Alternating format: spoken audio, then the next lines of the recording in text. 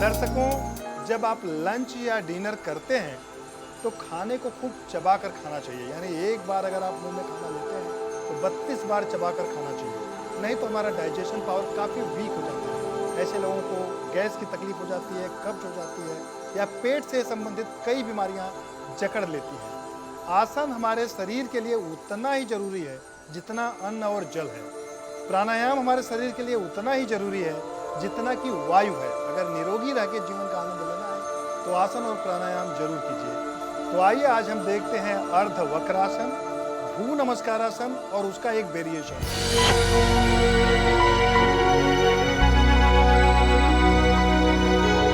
तो आइए करते हैं अर्ध वक्रासन। सीधे बैठ जाइए सुखासन में,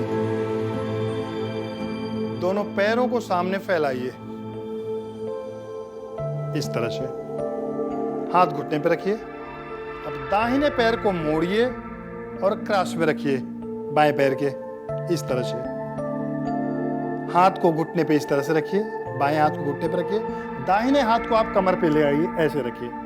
सांस अंदर खींचिए, ब्रीथ इन। सांस छोड़ते हुए धीरे धीरे राइट साइड में दाहिनी तरफ शोल्डर और गर्दन घुमाइए। 10 सेकंड तक रुके रहिए। पूरे खिंचाव को महसूस कीजिए थाइज और वेस्ट पे। सांस लेते हुए धीरे धीरे वापस सीधा होइए, पैर को फैला दीजिए। ठीक इसी तरह दूसरे पैर को मोड़िए, क्रॉस में रखिए। दाहिने हाथ को इस तरह घुटने पे रखिए, बाएं हाथ को कमर पे रखिए। सांस अंदर भर के शरीर को सीधा कीजिए। सांस छोड़ते हुए बाईं तरफ घुमाइए। देखिए पीछे की तरफ शोल्डर और गर्दन पूरी तरह से घूमे हों। 10 सेकंड तक रुके रहिए। धीरे धीरे पैर को फैलाइए, सीधा आ जाइए। पैर को मोड़िए, सुखासन में बैठ जाइए। तो ये था अर्ध वक्रासन। आइए इससे होने वाले फायदे के बारे में आपको बताता हूं। जब पैर को सामने इस तरफ फैला के पैर को क्रॉस में रखते हैं और घुमाते हैं तो आप देख सकते हैं काफी खिंचाव आता है वेस्ट के ऊपर, जिससे वेस्ट की चर्बी कम होती है। साथ साथ स्पॉन्डिलाइटिस की तकलीफ दूर होती है, क्योंकि पूरी तरह शोल्डर घूमता है पीछे की तरफ और पीठ की चर्बी कम होती है। तो ये था अर्ध वक्रासन। अब हम देखते हैं आज का दूसरा आसन, जिसका नाम है भू नमस्कारासन।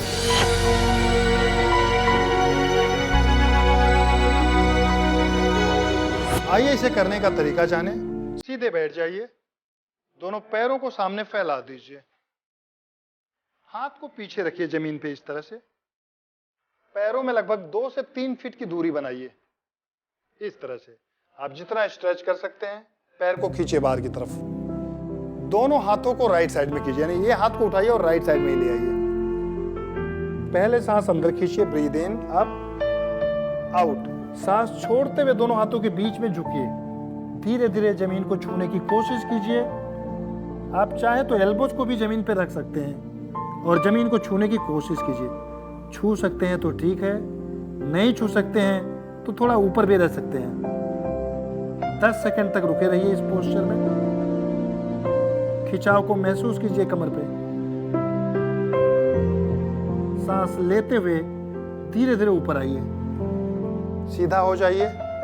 हाथ को रखिए दूसरी तरफ। थोड़ा सा यहाँ पे रेस्ट लें 5 से 10 सेकंड तक, कि बिल्कुल नॉर्मल ब्रीदिंग हो जाए। फिर धीरे से दाहिने हाथ को उठाइए और दूसरी तरफ ले जाइए। सांस लेके शरीर को सीधा कीजिए, फिर आउट। सांस बाहर निकालते हुए आप चाहे तो एल्बोज को ऊपर भी रख सकते हैं, चाहे तो आप नीचे भी रख सकते हैं एल्बोज को, और जमीन को छू सकते हैं फोरहेड से। 10 सेकंड तक रुके रहिए। पूरा खिंचाव आने दीजिए शरीर पे। सांस लेते हुए धीरे धीरे वापस सीधा हो जाइए। पैर को ज्वाइन कीजिए, बैठ जाइए सुखासन में। तो ये था भू नमस्कारासन। आइए इससे होने वाले फायदे के बारे में आपको बताता हूं। जब आप सीधे बैठते हैं तो आपकी स्पाइन पूरी सीधी हो जाती है, जिससे बैक में दर्द नहीं आता।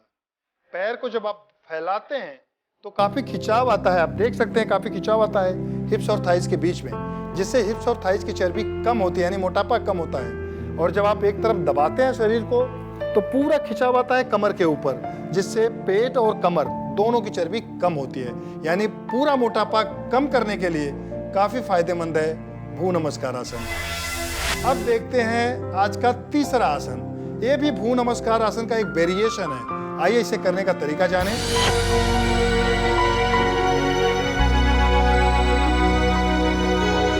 सीधे बैठ जाइए, दोनों हाथों को राइट साइड में इस तरह से रखिए, थोड़ा सा गैप रखिए, हाथों के बीच में 1 फीट की दूरी रखिए। सांस लेके शरीर को सीधा कीजिए, ब्रीद इन अप। सांस छोड़ते हुए नीचे की तरफ झुकिए, फोरहेड से दोनों हाथों के बीच में छूने की कोशिश कीजिए, जितना आराम से झुक सकते हैं झुकिए। जबरदस्ती शरीर को मत दबाइए वरना पुल हो जाएगा कमर में मसल्स। 10 सेकंड तक रुके रहिए। कोशिश करिए बायां पैर, लेफ्ट पैर बहुत ज्यादा उठे नहीं, उसको नीचे की तरफ दबा के रखिए। सांस लेते हुए वापस सीधा हो जाइए, थोड़ा सा बीच में रेस्ट कीजिए, घुटने पे दोनों हाथ रखिए। अब बाईं तरफ जाइए, लेफ्ट साइड में दोनों हाथ रखिए, सांस छोड़ते हुए नीचे की तरफ झुकिए।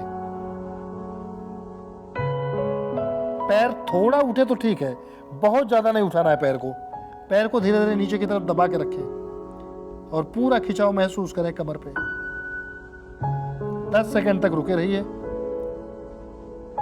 सांस लेते हुए वापस सीधा हो जाइए, आराम से बैठ जाइए।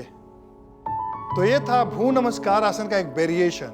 आइए इस आसन को एक बार फिर से करते हैं। दोनों हाथों को राइट साइड में रखिए, सांस छोड़ते हुए नीचे की तरफ जाइए, ब्रीद आउट। आराम से रुके रहिए। एक बार सांस बाहर निकालने के बाद लेना नहीं है, 10 सेकंड तक होल्ड करना है। जिन लोगों को हार्ट की तकलीफ हो वो लोग इस आसन को नहीं करें, क्योंकि बहुत ज्यादा खिंचाव आता है वेस्ट में। वापस बीच में थोड़ा सा रेस्ट कीजिए, दूसरी तरफ ब्रीद आउट, झुके नीचे की तरफ, रुके रहिए थोड़ी देर तक। शरीर के सारे हिस्से पे खिंचाव महसूस कीजिए। सांस लेते हुए वापस सीधा बैठ जाइए। तो ये था भ्रू नमस्कार आसन का एक वेरिएशन। इससे भी वही फायदा होता है, वेस्ट की चर्बी तेजी से घटती है। जब आप एक तरफ झुकते हैं तो आप देख सकते हैं तेज खिंचाव आता है कमर के ऊपर। तो वेस्ट की चर्बी कम करने के लिए काफी फायदेमंद है यह आसन। तो दर्शकों, रोग मुक्ति में ये था अर्ध वक्रासन, भ्रू नमस्कार आसन और भ्रू नमस्कार आसन का एक वेरिएशन।